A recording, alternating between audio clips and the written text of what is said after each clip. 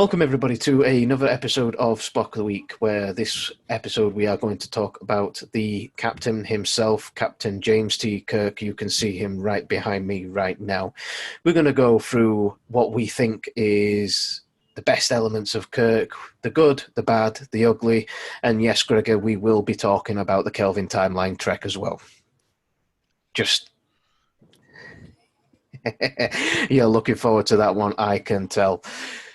So, ladies and gentlemen, we are going to bring into our episode for this week a long-time standing fan, first-time participant, our very own First Officer, Fleet Captain, Ian Struthers of the USS Alba.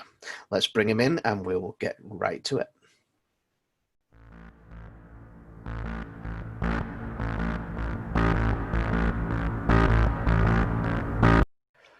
Well, here he is, guys. Our First Officer, Fleet Captain, Ian Struthers from the USS Alba. Welcome. Thank you for joining us. I did mention in the intro there that you are a long-standing fan of SPOCK the Week. So basically, everybody that listens to SPOCK the Week is now on screen. So we can't upset anybody now. You know what? That's not true, because Sarah used to listen to it. But SPOCK the Week is so bad that she's actually in the living room watching Discovery. That's how bad SPOCK the Week is. Wow. Well, let's put it this way. The good news is that so far there is no Captain Kirk in Discovery. So you'll be glad to hear that we will not be talking about Discovery today, Mr. Cameron. Not going there. I'm not going there today. I'm not going there. I haven't seen it, so I can't go there. So, well, so as you can see, every now and again, the man in question does pop up on the screen behind me, Mr. James Tiberius Kirk. Let's start with our guest, Ian Struthers. What is Captain Kirk to you? What would you like to bring to the table today? I think probably because he was the first captain I was aware of. Obviously, there were the ones before him. I think it was the fact that I like how it didn't matter where he went. Sometimes the Prime Directive was like, no, it's more just like guidelines, you know. And a lot of the time, it was if he was meeting females and they had a pulse, you know, it was like, no, Jim, you're not supposed to do that. You know, I like the various incarnations are interesting, to say the least. There's a couple of them. The animated series, yeah, obviously I've got the box set, so it's quite interesting. I must admit, I do agree with Gregor about while I'm a fan of them, I do agree a little bit with the Jar Jar Trek. You know, it's like, you know. Fair dues. Well, it is the characters are based on the characters we know.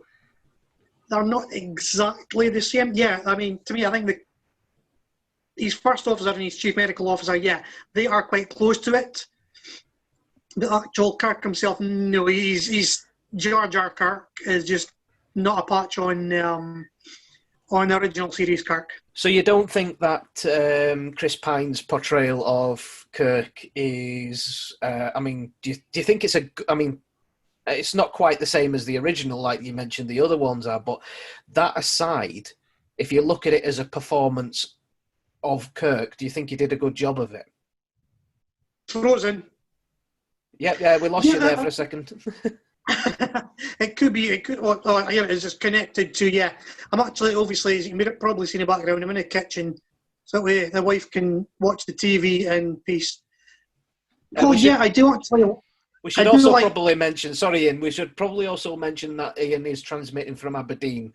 So, if anybody requires subtitles, they can be added in later. Please let us know.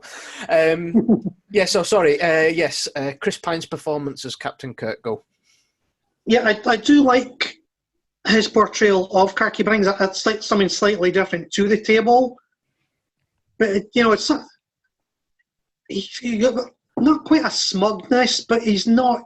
I mean, obviously, he didn't want to play. I would imagine he didn't want to play him exactly the same as Kirk from the original series. I mean, he is interesting. Don't get me wrong. It's like, it's. Well, seeing as this is a bit of a touchy subject for Gregor as well, I mean, do you want to add anything else before we get Gregor in, and then we'll get Gregor in on the subject of Jar Jar Kirk? As I say, I mean, Chris Pine playing Kirk, he is good. He does bring something to it, but obviously it's not that I'm a traditionalist, but it's like when you're used to seeing someone play a character and then they play it, and it's like, well, is he or is he not? It's like, he is, but he's not,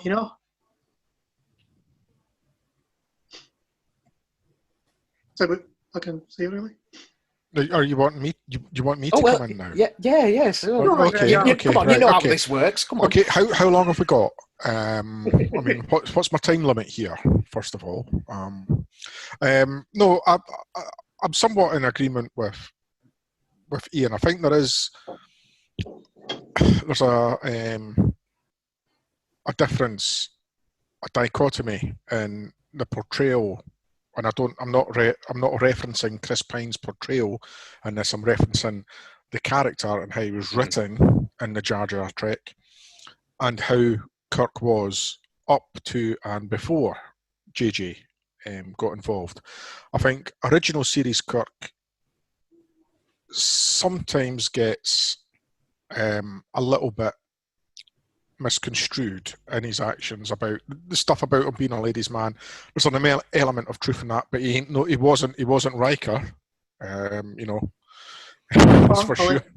He shagged way more aliens than Kirk, and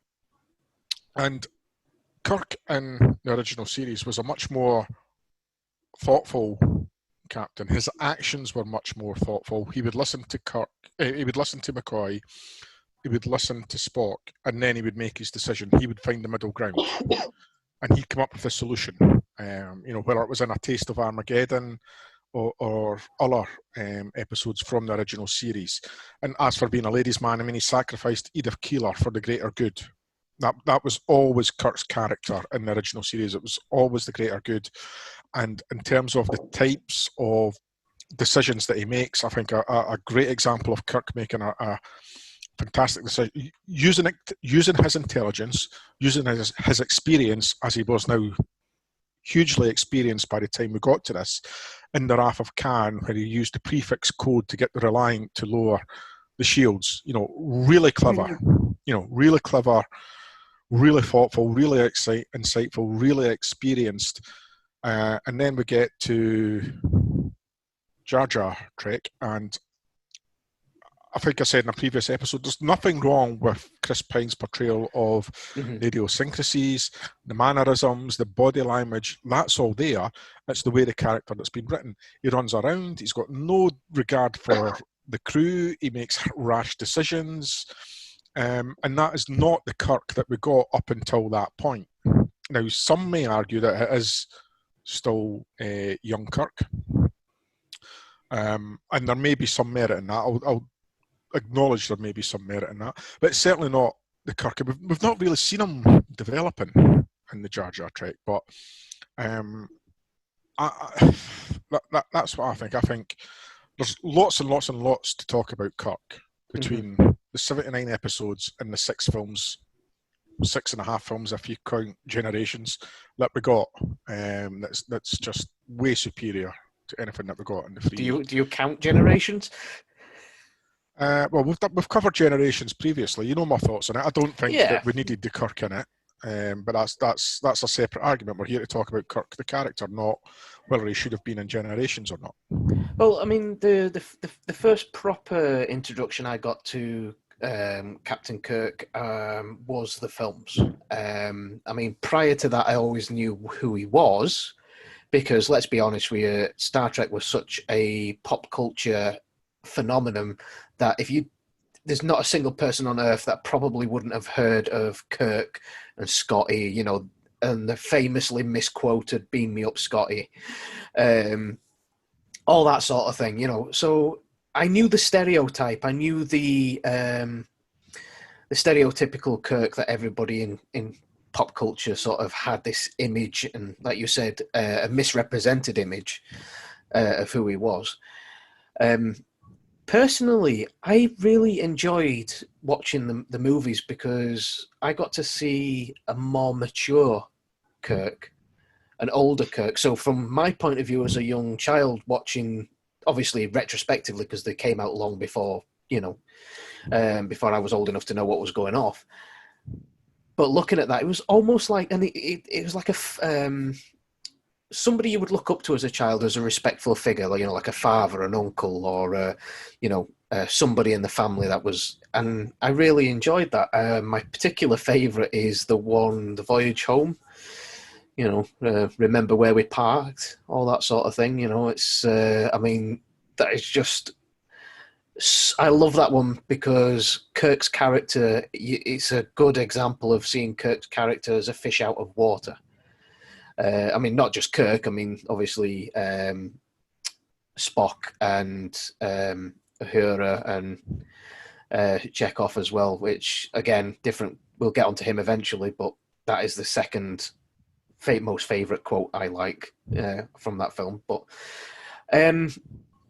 as far as the Jar Jar Trek's concerned, I really do enjoy the Kirk in this. Now, controversial, but I enjoy the Kirk in this because I look at it from the perspective that we have been launched into an alternative timeline with this film. So there are certain elements of the original Kirk that may have been slightly changed, behaviours, the event of his father passing away, on the Kelvin. Who knows? That could have changed his demeanour. Because we obviously in the original series, his father was alive and got to see him become captain of the Enterprise, but in this film it doesn't. So I look at it from that point of view, and I think it was a great portrayal of the character. I kind of agree with you a little bit with the writing on it, but was that deliberate or was that just, Well, what I'm going to say to you is I can't help but notice you've got the Conscience of the King going on in the background there. Yes. Right, okay. So, a very Kirk-centric episode, right? So, as far as I'm aware, I've seen that episode many times. Mm-hmm. I've been watching it over your left shoulder there. And so far, Kirk hasn't punched the protagonist, the chief protagonist in it. If it was JJ Trek, Chris Pine would have had that guy by the throat by now. And that's the difference. There's thought going into Kirk. Kirk's not sure if it is the guy, and Kirk spends the episode finding out if it is the guy, what are the consequences if it does turn out to be the guy that committed these crimes. I don't know. What do you think, Ian? But that's turning into a JJ versus original Trek. We're talking about No, Kirk here. But it's relevant because it's two different. It's an opportunity to judge and review the two different aspects or the two different parallels of the same character, which makes it a little bit interesting. But yes, you were prompted there, so Ian. Yes, well, you made a very good point there, JJ. Yeah, it could be that because he didn't grow up with his father, he was like a stepfather, so maybe that's why he rebelled as much, or allegedly rebelled as much. And obviously, as he says, because Vulcan gets destroyed, spoilers for those that haven't seen it, then that could also... Destroy Vulcan? Oh, right, that's it. We're not bringing him on anymore. He spoiled it for me. I didn't even know that. I'm going to cry now. Yeah, as I said, yeah, it's the fact that when you see him in the movies, yes, he's definitely, Kirk has definitely matured. He is a lot more thoughtful. I think that it is true that the newer Kirk, yeah, is sort of like, who's that? Don't know, punch, there you go, on the next one. He seems to enjoy getting into scraps a lot. Like the bar scene. Try to chat up a who I need. There's 4 of you, there's only me, go and get me a guy, sort of thing. really. I don't think original series Kirk would have done that. He might have tried to bluff his way out of it rather than get into a full-fledged, get beaten senseless just for the sake of it. But yeah, and the later ones, and it's kind of when he finds out, when Prime Kirk finds out about how he's got a son and whatever, it's kind of sad that happens there as well. But I'm negative saying that. Coming back to the movies, Ian, and older Kirk, and it's got some resonance with me because I turned 50 fairly recently. Well, I'm nearly 51 now, but in the motion picture, he's clearly going through a midlife crisis, and his portrayal of his determination to get the Enterprise back, and in the Wrath of Khan. After that, where he's allegedly or purportedly having this milestone birthday, which they don't ever say it's his 50th, but it's alluded to that it's a milestone. Okay. It's a milestone birthday, and he's feeling, again, much the same way as he is in the motion picture. I think he's more, thanks to Nicholas Meyer in The Wrath of Khan, when he's going through the same midlife crisis that he is in the beginning of the motion picture. We see a lot more depth to the crisis, and Nicholas Meyer brings in the son that we never knew he had, the old flame and Carol Marcus. And I think quite crucially in The Wrath of Khan, we see Kirk make a major mistake that costs lives, where he doesn't raise the shields when they first encounter the Reliant, and Kirk then spends the rest of the movie trying to reconcile with himself for that, but make up to the very young crew that he has on the Enterprise at that time, and trying to protect them going forward. And I think that, I mean, if you want to talk about the ultimate encapsulation of Kirk as a character and all that's going on and all that's went on in his life, I think that that character that was written for The Wrath of Khan, that Shatner played absolutely magnificently under Nicholas Meyer's direction. And if you listen to the commentary of The Wrath of Khan, Nicholas Meyer tells you how his approach to directing Shatner, which was to make him bored of stuff. To stop him doing all the stuff that Shatner can sometimes get carried away with. But the scene that in the Wrath of Khan in the Wrath of Khan commentary, the scene where they're doing the prefix code, they filmed that again and again and again, because where it got to the bit where they were getting the Reliant to lower their shields, Shatner was like, and now, Mr. Sulu, and then he just kept filming it until Shatner got bored, and it just went, and now. And it works so well because Meyer understood the character, he understood the actor, and it just works so well. And I don't think, I mean, there is a scene later in The Wrath of Khan that I think is better from a Kirk perspective. But I remember watching that for the first time when I'd have been about 13, and there's a scene, there's very little phasers, very little actions, very little explosions. All the excitement is in the dialogue and the interaction between the two protagonists, Kirk and Khan, and how Kirk leads his bridge crew.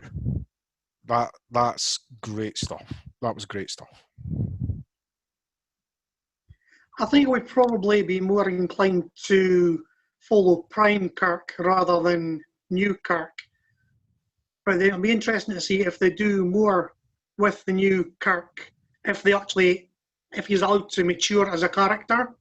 As you said, Chris Pine, yeah, great actor, like the way it's portrayed, but as you said, he hasn't had the chance to mature into the character, obviously, in the same way that Bill Shatner is. Yeah, watching Chris Pine and his performance, I'd love to see Chris Pine playing a 27, 28-year-old Kirk that's really well written, with the faults and everything.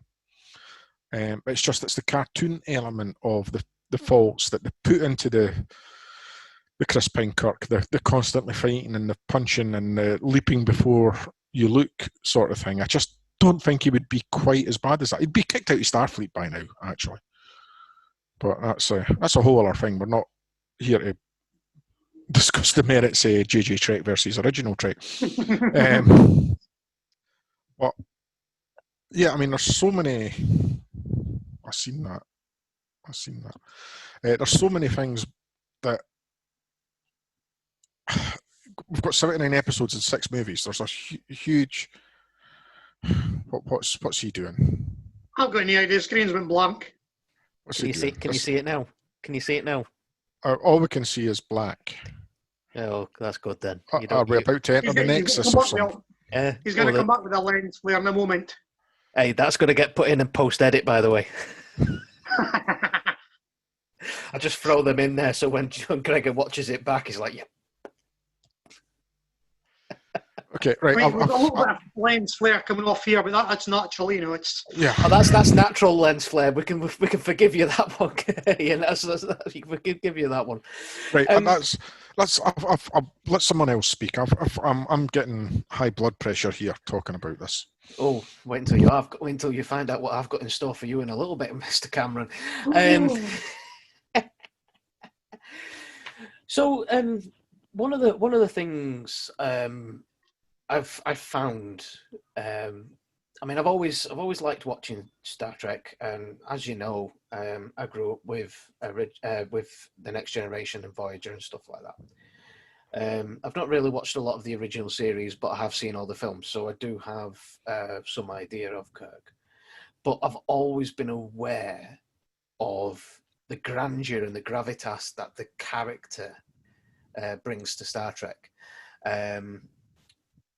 And to be honest with you, I can kind of see where they come from and agree with people when they say that Kirk is Star Trek. Star Trek is Captain Kirk and the Enterprise and the crew of the Enterprise. But here's a question I want to pose to you both is, did Shatner make the character or did the character make Shatner? What do you think? That's a tough one, isn't it?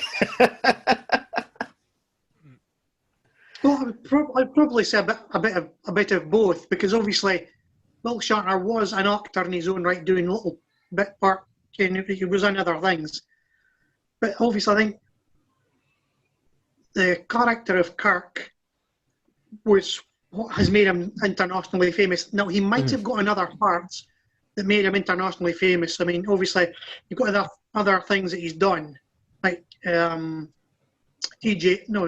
Hooker? TJ Hooker is TJ Hooker. Yeah, so obviously he has done. He went on to other things in Boston Legal and stuff. But yeah, I mean, I don't know if he would be as big a name as he is if it wasn't for Captain Kirk. But there again, would Captain Kirk have been as popular if it had been portrayed by another actor? Well, that was the question I was going to lead into, but we'll let Gregor answer the first one. See what your opinions on that one is first. Well, I think there's very well documented instances of Shatner taking over the stage, and there's been a couple of the other actors who, I mean, it's well known he doesn't get on with Koenig. It's well known that he doesn't get on with George Takei. But I think it was Nichelle Nichols who once said, "Well, you know, he was brought on as a leading man. So what did we expect?" And he was meant to be Horatio Hornblower, as per Gene Roddenberry, maybe a more self-confident and I'd struggle. I don't want to say self-publicist, because I think that's the wrong But term. do you think did he bring that to the character though? Do you think he brought that to the character, or do you think it was the character that made him? I think he brought elements. I think what you have to do is remember how old was Shatner in '66 when he got cast? Was he 32, 34? Now you have, looking at where he was in his career, Shatner at that point had actually been a couple of pretty successful films. He'd worked with Spencer Tracy. He'd been in Judgment at Nuremberg, I think, which is one of the films I think he'd done with Spencer Tracy. And he was actually a highly regarded stage actor. And stage acting is different from television and film. Stage acting is much more about projecting, and maybe sometimes people thought that was him overacting. I actually come down in the camp where I actually think Shatner's actually a really good actor, and the more I watch him play Kirk, the more I'm convinced he's a really good actor. I think William Shatner himself's maybe done himself a little bit of a disservice in his latter years, where he's often taken on parts or done stuff where he's parodying himself. But I mean, which is good that he doesn't take himself so seriously, but does leave other people who maybe haven't followed him as avidly as Star Trek fans have, that he's a little bit of a joke character. And I think that's quite unfair on Shatner. Actually, so I would defend him on that. As to your original question, JJ, how much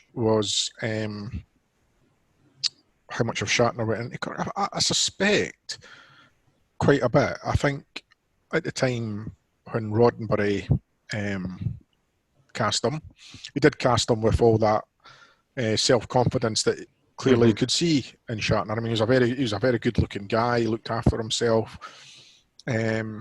And he had all that stage presence, which a captain would need on a starship.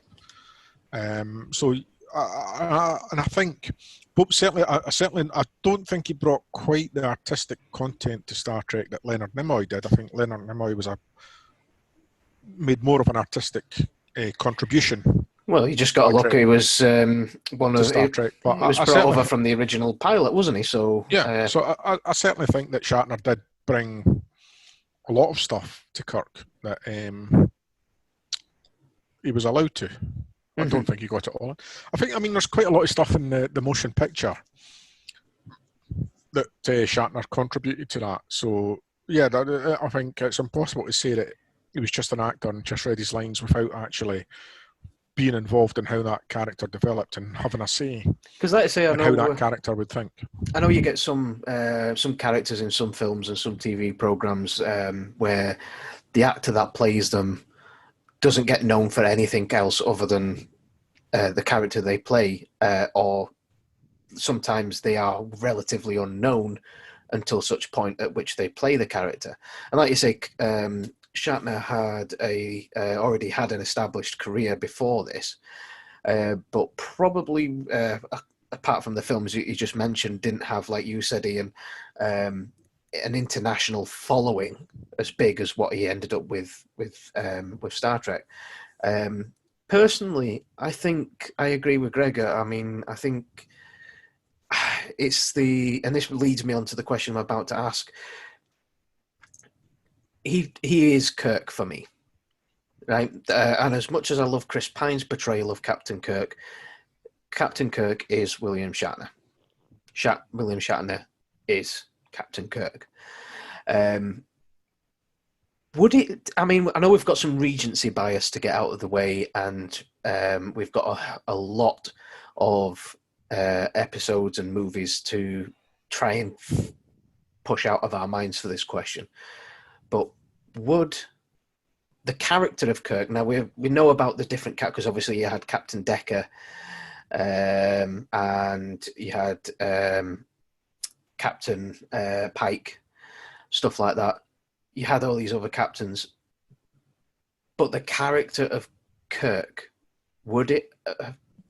Now, cast your mind, because I'll have to rely on you guys here, because, like I say, you guys are ancient. I'm not. Yes, mate. Oh well, there we go. There's my promotion up though. But anybody else around at the time when Shatner was cast, would anybody else have fit the role? Would anybody else, in your personal opinions, have fit the role? Or would you put anybody else into the role of Kirk based on for the original series around the time that he was cast?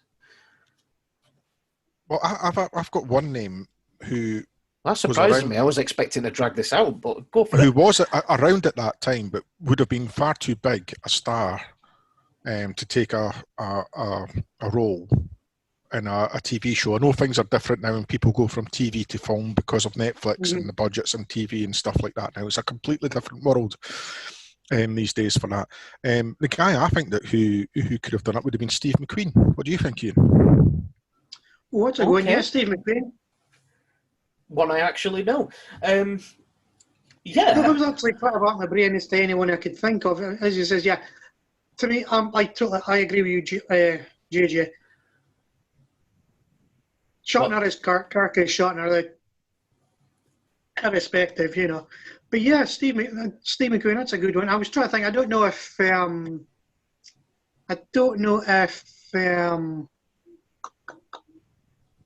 Clint Eastwood, possibly.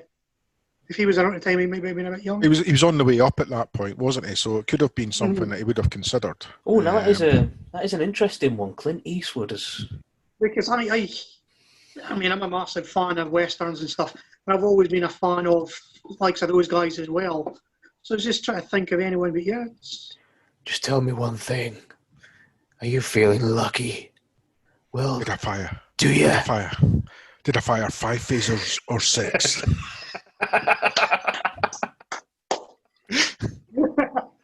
Oh, I would pay to see that. That would be, even if there's anybody out there that can do an animation of Clint Eastwood as Captain Kirk, go for it. There's your idea. You've got that one for free. I want to see that. That is wow. The question you asked was difficult to answer because you answered it yourself in that Kirk is Shatner and Shatner is Kirk. And I like to pose difficult questions because a lot of these things, it gets us to think a little bit. Now, with the fact that we do actually have a comparison with Chris Pine, I didn't think the question was that difficult because we already have somebody else playing the part. What made the question difficult was the fact that who else at that time, contemporary-wise, would have played the part. Now, moving on from that side of the question, if you could pick anybody else other than Chris Pine to do it right now, if you were to completely redo it all right now, who would you pick? I mean, like, for example, they did Anson Mount as Christopher Pike, right? Oh, Ryan Reynolds, without a doubt. Oh, really? Oh, good one. Yeah. Really? Okay. I love Ryan Reynolds. I think he's brilliant. He's really funny. There's a Canadian connection there as well. Yeah, I think he's slightly older than the Chris Pine version of Pike, but yeah, I think that's a brilliant choice, Ian. I think I'd love to see that. Actually, I'm going to email JJ right now. Here's the thing, though. To be honest with you, that's gonna not ruffle a couple of feathers, but there's going to be a couple of people watching going, "Ooh, Ryan Reynolds." Yeah, I mean, but having said that, I think genuinely though, he can bring. I think he would bring an element of comedy to the character, but not too much. I reckon he would play the character quite well. I think because he is a good character actor, is Ryan Reynolds. I think he's not everybody's cup of tea. I know a lot of people that just can't stand him. But having said that, I think that was a good choice. Gregor, obviously, you can't pick the same one as Ian. Well, you any ideas of who you would? I'd go for Deadpool. Stuart's inquiry. Apart from being a smart ass. Okay, right. I'll give you as serious an answer as I can give, and as you know, I don't give serious answers anyway. I mean, I'm troubled now with it. I would not have thought of Ryan Reynolds, but now Ian said it, I can't get Ryan Reynolds out of that command uniform in my head. I mean, I think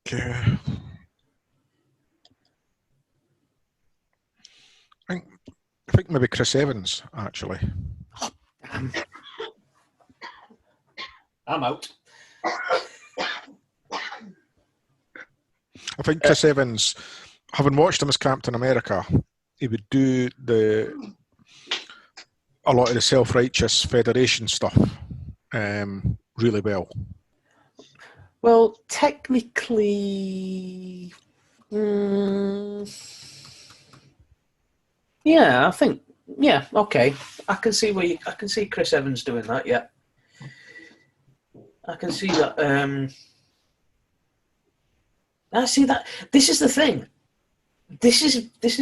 I'm trying to picture him as Kirk, but every time I try and picture him as Kirk, you've got, in the back of my mind, you've got William Shatner on one side and Chris Pine at the other, sort of trying to push the way back in, because I'm visualizing them at the same time in the role. Probably doesn't help when I keep seeing Kirk on the screen behind me, but we don't need to cast. The problem is we don't need to cast another Kirk. We've actually got a good Kirk. Yes, we do. But like I say, we wouldn't have much of a bit better writing for him. We wouldn't have much of a discussion or basically because an argument or a watching Gregor Cameron squirm. I would think another name that just popped in my head. Go for it. Is Lev Schreibner. I think that's how you pronounce it. Mm. He was in some of the Wolverine movies. He played Wolverine's brother. I think in the Wolverine. You probably know he's got like a bit of an intensity about him. He's been in a couple of different TV programs and stuff as well, in different movies. He's actually quite a good actor, and he's got a gravitas about him, and like a seriousness about him when he was doing stuff. So I think he might have actually been quite an interesting choice for Kirk. If not Kirk, then I would say possibly McCoy. Mm. Because he's got that sort of look, and he's got this southern kind of sort of gentleman sort of. I think there's some interesting thoughts, because I think, to be honest with you, I think we ought to be very, very worried now, because we're probably going to get all the gatekeepers and whatnot knocking on the door of Spock the Week saying, "How dare you? You know, you're not real Trek fans. You're trying to recast Kirk again." You know, it's like, but we're not. I think, to be honest with you, Gregor did make a very, very good point. Sorry, you're over there, Gregor. I can never get this right. Yeah.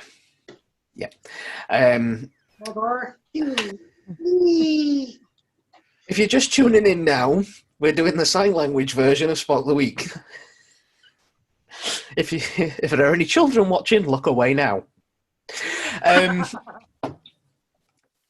The thing is, Gregor does make a very good point that we probably do have the best casted Kirk for the modern era in Chris Pine.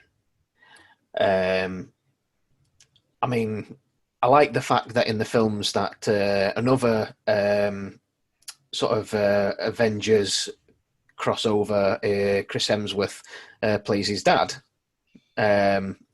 So that's what I was struggling a little bit with the Chris Evans image, because it's like, we've already got one of the Avengers in the Jar Jar Trek. We don't need another. But yeah, I completely agree, and that's what makes it a difficult one to really thrash out, because we are literally trying to think about casting probably one of the greatest characters in Star Trek. Not the greatest, I have my personal opinions on that, but one of the greatest. Now, here is the bit that I have been waiting for. Ian, are you sitting comfortably? Because it's all right watching it from the outside, but it's about to get very, very interesting. Yep. Computer, black alert. Cool. It is supposed to do the sound as well, but it is broken. Even the computer doesn't want to do it. Computer. It's because it knows I'm on. I'm a technophobe. It's your fault. Yeah. Computer, cancel alert status. Computer terminal. My Orion slave girl, while your alert system wasn't working, came and brought me a beer. That's what you call a proper Orion slave girl. So have you got? Let's run a diagnostic. Let's run a diagnostic, JJ. Have you got the volume on? Yes, the volume is on. Want to try it again? Yes. Computer, black alert.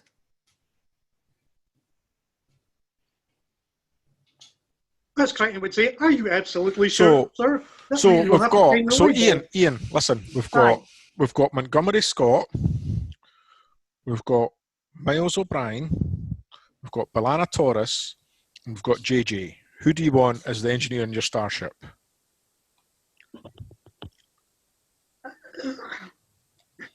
Sorry, it's got to be Scotty. Yeah, not JJ. You know. Although JJ being our android, he'd probably be more used to our systems than Scotty would. Besides, Scotty would probably say it's going to take me 6 hours to do something, come back in 2 hours, that's it, fix to be good. Yeah. Miracle worker. Yeah, I can see JJ's now trying to turn us into a 3D view because he's doing the red and green thing now. This is actually more entertaining when he's muted. This is much more entertaining when he's muted.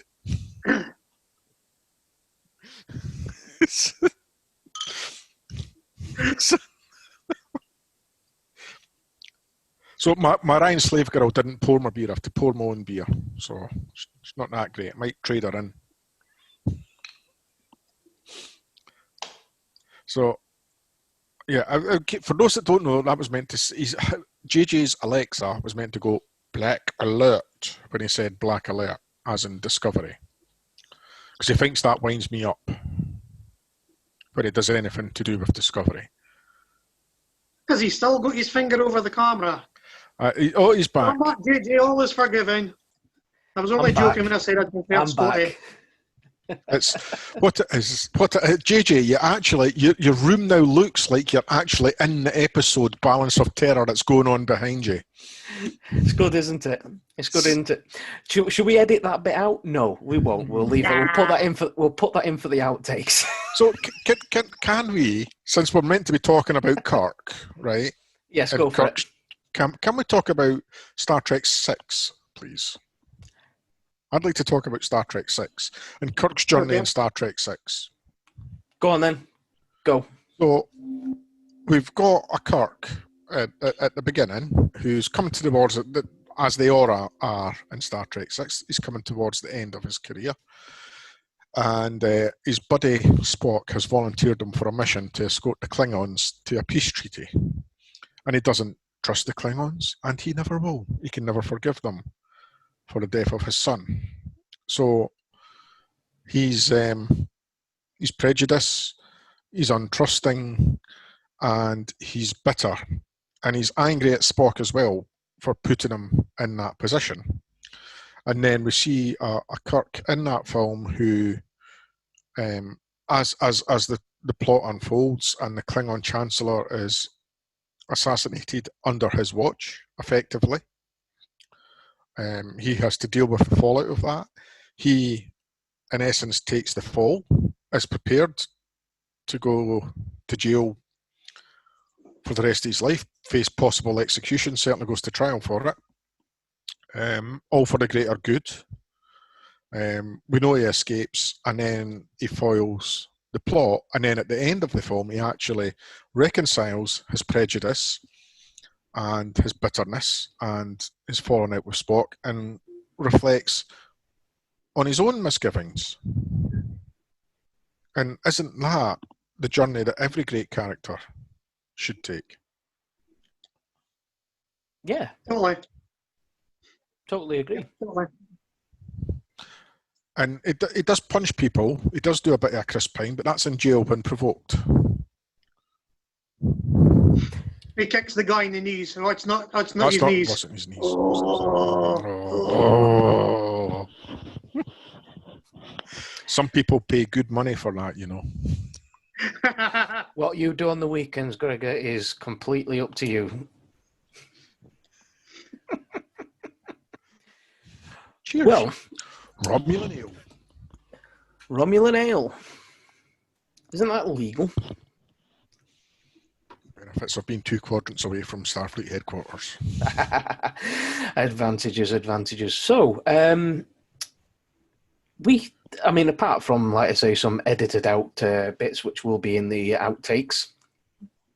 Oh yes, we are starting to accumulate our outtakes version 2 video. What's been edited out? That went completely smoothly tonight. What you talking? Ian, do you think anything needs edited out? Not a bit. No. Not a bit of it. No. All went swimmingly, as far as I can see. Yeah. Which brings me nicely onto the last thing that I want to do this evening. Just pure and simply to annoy Gregor. Computer, black alert.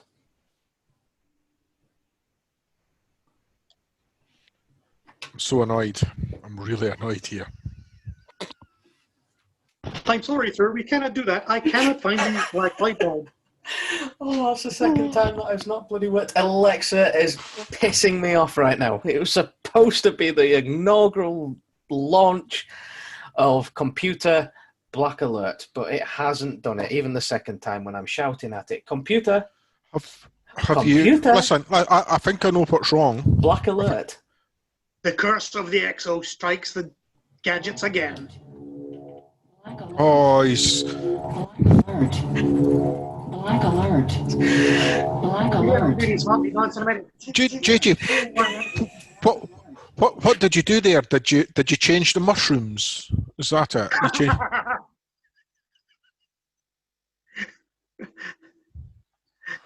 Better mushrooms. He's on mute again. Yeah, you're on mute. On mute. The reason for this is... yeah. 2 seconds. Computer, turn bedroom lights to white. And now it is completely ignoring me. Oh well, I'll just have to do it in blue. Right. The reason I wanted to do that was, and it's completely gone, completely. Ian, it's your fault. It is your fault. It is your fault. I don't even know if I'm going to be able to edit half of this out. So, question. The reason I wanted to do that was to ask Gregor, would you be happy if they brought in a version of Kirk into either Strange New Worlds or Discovery? Go. No.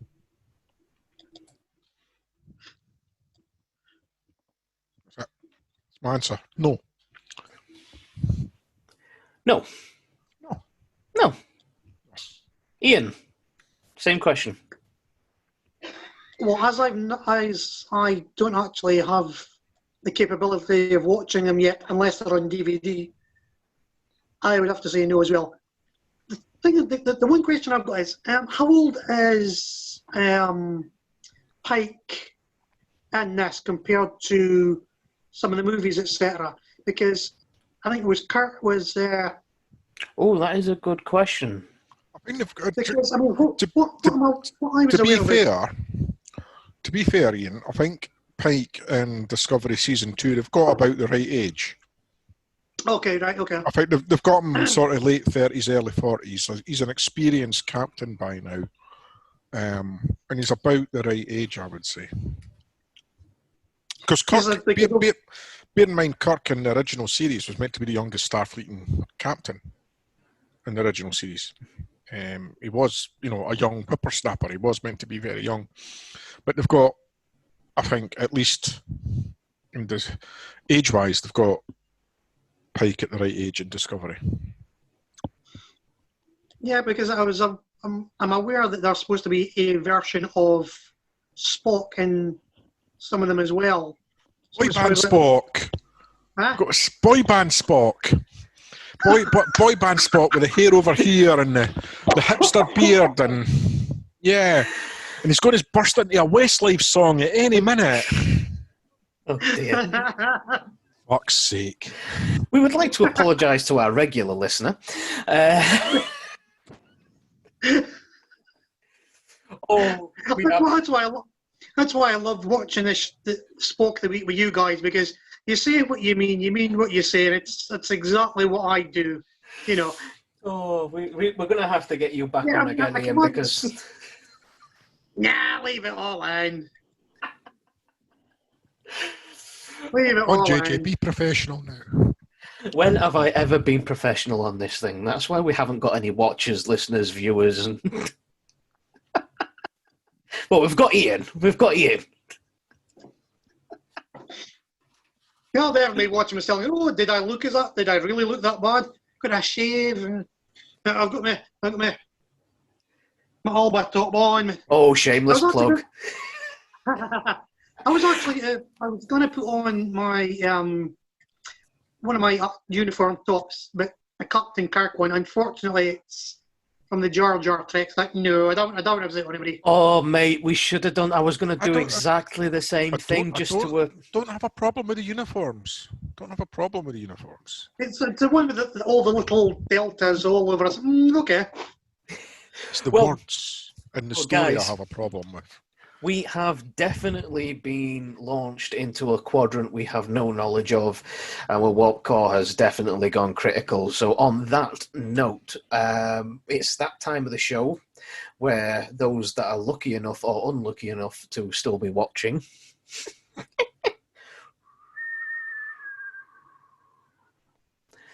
I like how I did that and the Enterprise appeared on screen. That is definitely staying in. Yeah, no, that was well timed. Yes, that was well timed. Not planned, but well timed nonetheless. It's time now for us to try and bring this to a close, because we have well and truly gone off the rails with this show. What were we talking about again? Yeah, some captain I can't mind the name of. I don't know. You may have heard of him. I don't know. Mr. Struthers, seeing as you have already shamelessly plugged the USS Alba with your wonderful demonstration of your shirt, would you mind doing that again for us, please? Oh, there you go. Oh, no, he's not got a tattoo on his ass, has he? Oh, there you go.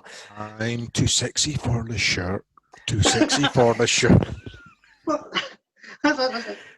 because it's got the ship's motto across the back, but, you know. Would you like to, for the viewers at home that do not speak Gaelic, Gaelic? You mean Doric? Gaelic, no, Doric. Yeah. Would you mind please translating the ship's motto for the people at home? Right. The ship's motto is Adol Gu Oranta, which is to boldly go. So there you go. And I think we're all going to boldly go for. Yes. So, or whatever. Ian. Although technically I can't go anywhere for the next 10 days or so. But He's glued to the seat. Or he will be when self-isolating. Self-isolating there. Well, this is the wonderful thing about the technology that we've got, which means we are able to do this and we're able to bring you on board to get you involved. And we are so happy to have you. Before we do disappear, though, would you like to say a few words about the Alba, tell people about Starfleet International, about the USS Alba? Here's your opportunity to do that. And also, if you are on Twitter, where you can be found on Twitter, if you would so like. Yes, well, obviously, the USS Alba is an Edinburgh-based chapter of Starfleet International.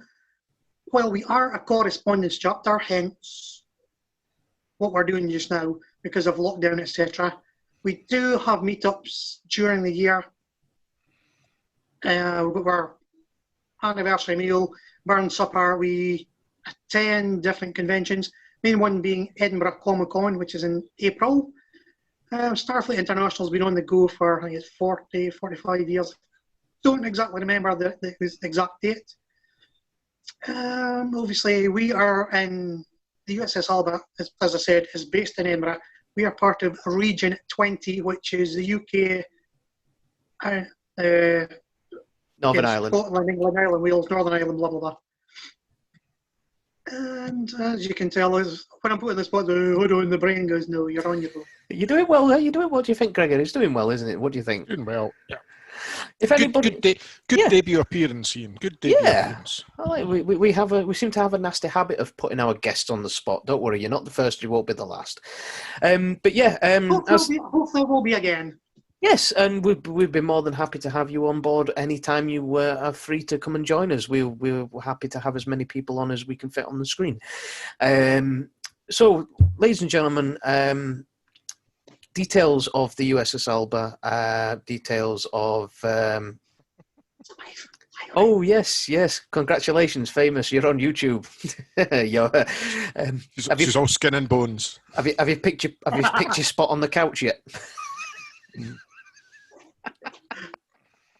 I thought she was going to stick a kettle on. No. So, ladies and gentlemen, if you want to get in touch with the Alba, if you're interested or even just curious, the contact details will be displayed on screen and we will start to put this information into the show blurb as well. You can also find the USS Alba and follow them on Twitter at USS Alba. You can find me at Alba Android. You can find Gregor, as he lives up to his name quite often, more than not, at Crabbit Ginger. Although that should be at Crabbit Whitey because he is no longer ginger. Yeah, it's more blonde, strawberry blonde. Strawberry blonde. At strawberry blonde, that'll do it. Denial. I think my one's Aberdeen Trek game. Don't hold me to that. Well, I do believe I have you on Twitter, so what we'll do is we'll find that out and I'll get that displayed under there for you as well. So if you want to follow any of us, please do. And of course, as always, you can follow Spock the Week at Spock Week. Now, this has been one hell of an episode. We've had a great time with our friend and superior officer, Mr. Strummers there. I've not had a great time with you. You never have a great time with Ian, but I've not had a great time with you. So. What do you need me for? What do you need me for? I've had a no. Honestly, That's what we need you for. Lights, camera, action. Yeah, I'll be honest with you. Actually, in all honesty, I've had a great night. This wasn't it, but I've had a great night. And on that note, guys, we're going to sign off for this episode of Spock the Week. We hope to see you next time. Ian Struthers, would you like to pick our next character? So we're doing sort of the original series in no particular order. Would you like to pick the next character that we are going to talk about? I'm going to write it down now. So our next episode will be about... Oh, hello! Our next episode will be about Ailey. Well timed. Beautiful. Oh, you have made it. Welcome to Spock the Week After Dark. You've just joined us as we were signing off there. That was good timing. Yes, we're going to have to edit some of that. So we said no edits. No edits. Ladies and gentlemen, if you are still watching this, we were just about to sign off for this week's episode, and our Captain, CO, Commanding Officer, and all-round good person, Ailey Montgomery, has popped in at the very last minute to say, hello, you are on YouTube. Say a few words, please do. This is... Hi. Sorry, my brain's frazzled after a lecture. Don't worry. I think Ian was about to tell us who we're going to discuss next, and then you appeared on screen. So I couldn't resist that one. Ian, who will we be discussing next? Who are we going to talk about next on the next episode of Spock the Week? Well, I'm purely in honour of our commanding officer, because I know how much our commanding officer loves this particular character. I'll say Spock. I was going to say Uhura because she's cool, but we'll say Spock. Right. Well, soon as you have snuck in at the back door of this one, will you kindly join us for the next episode of Spock the Week, Captain? I will. Yeah, right on the spot there. I like that. Put them right in the spot. Well, guys, with that nice and wonderful surprise, we are going to sign off from this episode of Spock the Week. So we hope to see you on the next one, where we will be joined by our CO, Captain Ailey Commodore Ailey Montgomery. I do apologise. We have to get this right. We need to edit that bit. Yes. Well, the position is captain, but the rank is Commodore. So there you go. I wasn't entirely wrong. So we will be joined by Ailey on the next episode to talk about Spock. So hope you join us then. Live long and prosper. Live long and prosper. And we're out.